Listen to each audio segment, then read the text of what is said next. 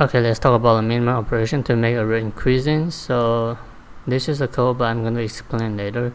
And the rule is nums I less than nums I plus 1 to make the array increasing, strictly increasing. So equal sign is not allowed.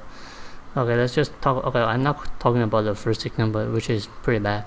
The second example is good enough. So 1, the first variable 1 and 5 is strictly increasing, but when you jump to 2, right, 2 is not strictly increasing. So how do you actually make the array strictly increasing? So you become 6. The minimum integer you can put is 6 because you are not allowed to have an equal sign, right? So the next variable will be 7 and the next will be 8, right? So the difference between the new array and then the previous array will become 0, 0, and then 4, and then 3, and then 7, right? So that will be your difference between the current in array and the previous in array, right?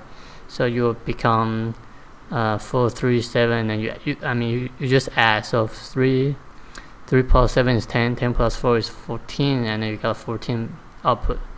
So that would be exactly the same idea. So you compare your current position with your previous position.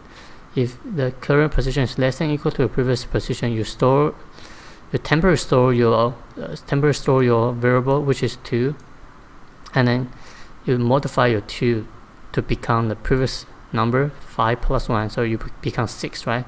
So 6 minus 2 will give you 4, and then you just keep adding, and then that will be your answer. Alright, I'm gonna delete this. So okay, let's just run it. Alright, it's pretty good, and then that will be your answer, and I hope you get it. And then time and space, for the space you are not actually needed too much, so it's all of 1. Time, you actually traverse every single element, traverse every single integer in the array, so that will be all of n, and that will be your answer.